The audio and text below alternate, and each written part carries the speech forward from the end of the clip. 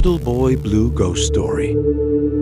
I was looking at pictures of ghosts, and I have a story to tell. At my house in Dumas, Texas, I had never really seen a ghost. But out of the 10 years I have lived there, I saw a little boy once. I was in my living room and turned my head toward the kitchen, and out of the corner of my eye, I saw a little blue boy with a little blue bouncy ball in his hand in my hallway. As he saw me look at him, he ran straight to the end of the hallway and straight through the wall. I haven't seen him since then. It was in 1997. Little Girl Ghost Story. I used to live in a house in Livonia, Michigan. My family and I swear it is haunted. We have all experienced something except my father. I'll tell one story, even though I have plenty more. One cloudy day, my mother and I were home alone. My mother was upstairs, and I was downstairs watching TV when I decided to go up to my room. I turned the corner and froze. Sitting in the living room was this little girl. I walked upstairs to my mom and asked, "Mom, who is that little girl downstairs?" So my mom freaks out, and we go downstairs to look. And there was no one there. All the windows and doors were locked. Most people say that it was just my mind playing with me. But if so, why do I remember so many details about the girl? Teacher's House Ghost Story. My friend and I were walking down a hidden path behind some houses that have been built years ago. As we were walking, we went past my teacher's house, and she lived alone. We looked at her house, and no lights were on, and it was getting dark outside. I saw a child in the window with a bruised face and long brown hair. I pointed to her, but my friend didn't see her, yet I swear it wasn't my imagination. I am very curious, so I dragged my friend with me and knocked on the door. No one came. I knocked again, and then I heard a little girl's voice say, "Who is it?" Followed by, "I am waiting for my dad to come home. Sorry." My friend looked at me and said, "Maybe it's the wrong house." The next day, we asked my teacher if that was her house, and she said, "Yes." We then asked her if she had someone over last night, and she said, "No," too.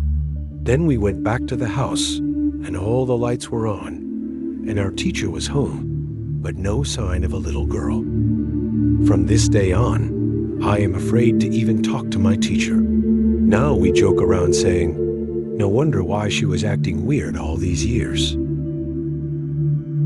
Elementary Ghost Story. Palmer Elementary is one of the oldest schools in Pharr, Texas. It has been an elementary, middle, and high school. Adults and children have had many experiences in the school building. The library is open all week except for Fridays, so the librarians can put back books. When a fourth grader went on a Friday to see if the library was open, she said that there was a little girl sitting at the computer, but there was no one in the library. Another experience happened to a couple of children waiting for the library to open. The children witnessed a girl that went into the library when it was locked. This was followed by a report of something happening with a janitor who went to work early, around 6 a.m., and decided to open the library. He said that when he went inside the library, two little kids were playing and went and hid behind a bookshelf. Another ghost sighting was witnessed by the computer lab teacher, whose classroom is right across from the library. She saw a figure in front of her and told the person to wait because she was busy. When she was ready to talk to the waiting person, the figure had simply disappeared.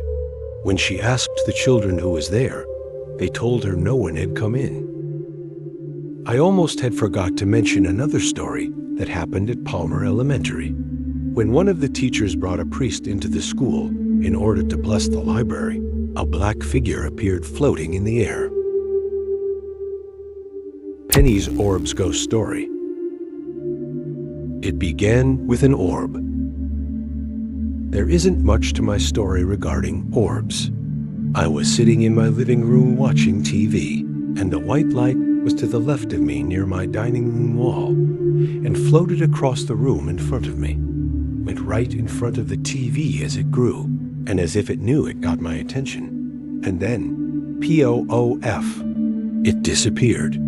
The next night, while sitting again watching TV, I heard a noise coming from the kitchen. I believed it was one of my children maybe getting up for a drink, and so I waited.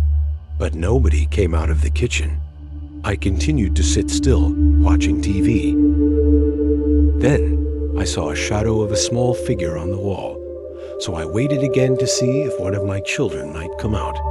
As I kept watching TV, still no one came out. About that time, I looked up and saw a small spirit-like image of a child and a blue little light in front of this image. And it just kind of hovered in front of the child, and then again, poof, they both disappeared. I'm not sure what it all meant or why I saw it.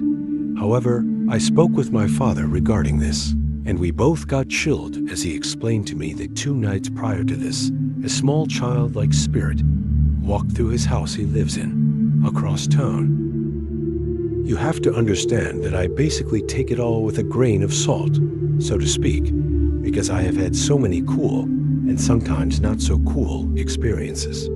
I have had these experiences ever since I was a child. My first experience was seeing the face of Jesus, Christ on a house window, with the crown of thorns on his head and blood running in tears, running down his face. I was only 12 years old. I believe some of us have a gift to see certain things, and others do not. I am uncertain why this is, but I'm grateful I am one of the chosen few who can see. My daughter also has been able to see things others have not. At the young age of 5, she walked up to me, and as she waved her hand out around me, she said, "That's beautiful." I asked her, "What?" And she said, "All those angels around you." And then, like a child, she just walked off to play. That blew me away. Child apparition ghost story. I am not normally one who believed in ghosts or that type of thing, but the past 3 years I have had 3 incidents where I could not explain what happened. I was not under the influence of any drug or alcohol, nor was I under any particular unusual stress. The one apparition sighting I am most curious about happened while I was on vacation in Idaho. I was visiting a friend of mine and staying in her guest bedroom. About 3 to 4 a.m., don't remember exactly. I was asleep on her futon bed in her guest bedroom with the door shut. I was awakened as if someone had touched me. I opened my eyes and straight in front of me, about 3 feet away, was a little girl. She woke me as if she needed me. She was maybe 3 to 4 feet tall, guessing her to be about 5 or 6 years old, and wearing a plaid dress with shoulder-length hair. A little white is the best way to describe her. I rubbed my eyes thinking, this must be a dream. She was still there. So I sat up in bed and looked over at her. She was still there and moved toward the door, trying to open it. At this point, I am freaking out a little, and so I jumped up and out of bed. I was standing and looking at her. The child was only about 8 feet from me, still trying to turn the doorknob. Still, I could see her even when out of bed. I realized she wanted out of the room, so I walked over, still seeing her the whole time, and reached for the doorknob to let her out. As I reached for the doorknob, I accidentally hit her hands, and she dissolved. Very bizarre. I immediately went straight to my friend's room and woke her up saying, "You won't believe what just happened." Naturally, she didn't believe me. However, I know what I saw. Not all visitors from the other side come to scare. Like this video if you believe. Subscribe for more true stories, and tell us your experience in the comments.